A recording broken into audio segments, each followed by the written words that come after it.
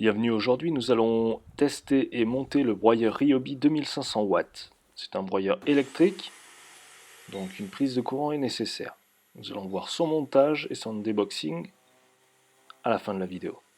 Voici un petit test de branche de taille moyenne. Le diamètre maximum est de 4,5 cm que l'on peut passer dans la machine. Bon, pensez plutôt que cet appareil est très efficace sur les branches qui sont bien droites. Pour les autres, vous allez le voir, ça s'adapte. À vrai dire, j'ai été très surpris de la qualité de ce broyeur et de ses performances.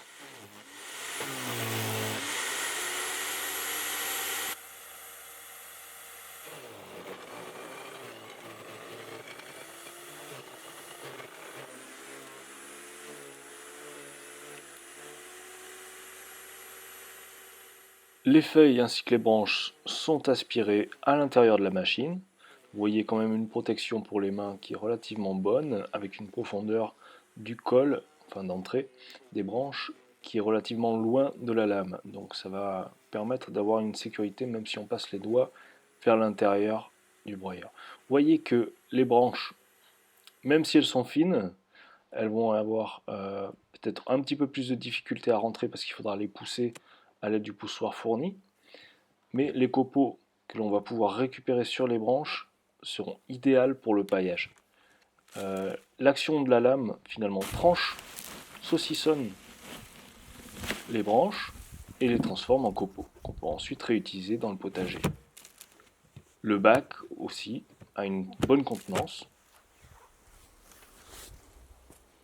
avec une sécurité aussi électrique. Voici l'unboxing du broyeur. Alors pour le prix du broyeur, franchement, j'ai été très content et satisfait de celui-ci. Je vous fais un retour d'expérience après plusieurs heures de travail avec ce broyeur, de nombreux litres de copeaux réalisés. La lame n'a pas bougé. Voilà ce que vous recevez donc à monter. C'est très facile à monter. Il y a deux pieds de maintien, une barre de station et deux roues à fixer sur cette barre. Je vais vous montrer rapidement comment on monte ces roues. Il y a aussi bien évidemment deux clés qui sont fournies avec, les boulons,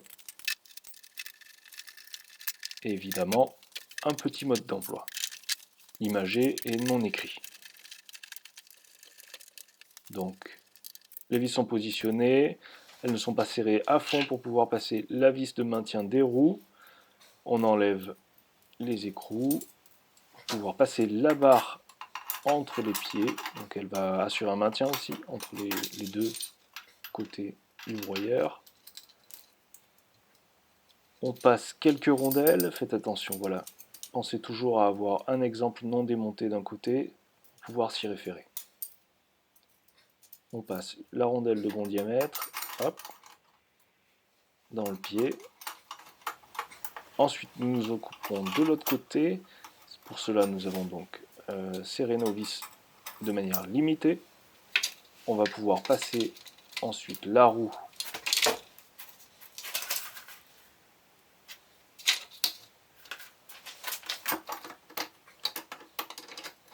dans sa position finale. Le montage est relativement simple. Voilà. On y arrive. Et il n'y a plus qu'à boulonner. Là aussi, pour boulonner, il faudra utiliser deux clés fournies avec le broyeur, une de chaque côté, maintenant le boulon, pour pouvoir visser à contresens l'un de l'autre.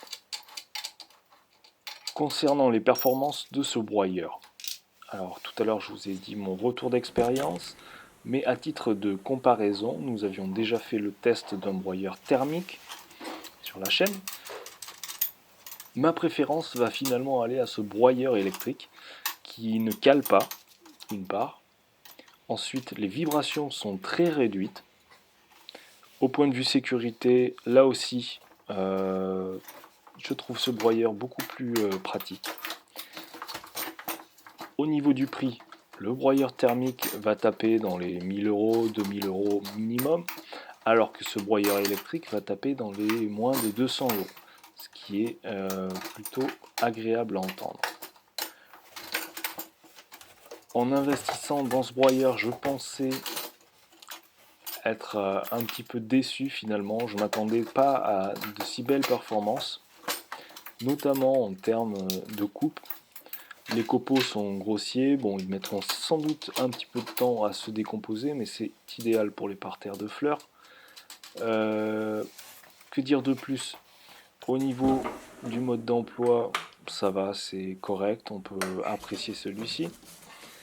Pensez bien, oui, comme vous le voyez à l'écran, à revisser correctement toutes les vis et à faire un contrôle visuel avant chaque utilisation. Le petit défaut qu'on relèvera sera peut-être la faible capacité du bac si on a beaucoup de branches à broyer, comme le tas que vous avez pu voir à côté du broyeur tout à l'heure.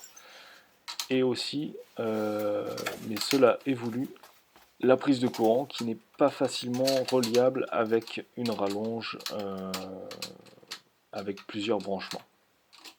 Bon, on arrive toujours à trouver une solution. Et si on peut dédier une rallonge individuelle à ce branchement, c'est idéal. Pour le montage du broyeur, donc on a juste les pieds et les roulettes à mettre en place. Comptez un petit quart d'heure, voilà, le temps de lire la notice et de mettre le tout en place et de finaliser le vissage. Ici on clipse donc juste la déco des roues.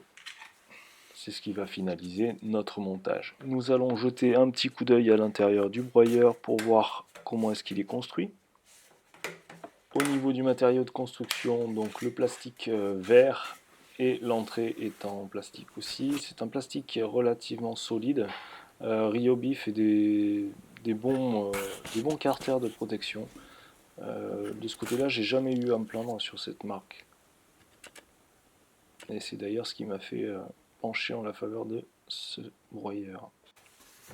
Alors vous avez pu voir la vis tout à l'heure, c'est la vis de démontage-montage pour accéder aux lames s'il y a un souci. Ici, le bac se positionne donc en coulissant. Il y a une petite fermeture ici, hop, qui a un contact électrique, donc aussi pour maintenir une sécurité lorsque la lame tourne et que l'on ne puisse pas se broyer les mains par le dessous. Cette protection, voilà, pour l'enclencher, il faut pousser un petit peu plus. Là, vous voyez, hop, on n'a pas assez poussé le bac. Voilà. Alors, on pousse un petit peu plus le bac en maintenant l'arrière. Voilà, on est bon. Et on pousse la sécurité vers le haut. Voici la prise de courant dont je vous parlais tout à l'heure. Les boutons poussoirs on, off. Donc, super facile. Et à côté, un petit bouton qui permet la rotation dans l'autre sens. Voilà le bouton de serrage de l'entrée vers les lames du broyeur. On va l'ouvrir à son maximum pour pouvoir accéder aux lames. Si vous devez changer celle-ci, ben c'est par là qu'il faudra passer. Ça se fait d'une main, vous voyez, c'est super facile.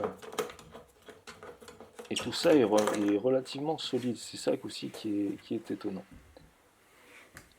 Donc, prenez plutôt une paire de gants si vous avez besoin d'effectuer des changements. Après chaque broyage, n'oubliez pas d'ouvrir un petit peu votre broyeur pour l'aérer, le brosser un petit peu, et vous verrez, il va tenir un petit moment. Nous l'avons déjà depuis un certain temps, et nous en sommes très satisfaits. Alors, là, vous voyez, c'est la lame. Un petit coup de mise au point. Voilà la lame, hop, qui coupe vraiment, ça hache la branche sans souci. Voilà le retour que je peux vous faire sur ce produit. Bien sûr, il y a une garantie sur ce produit.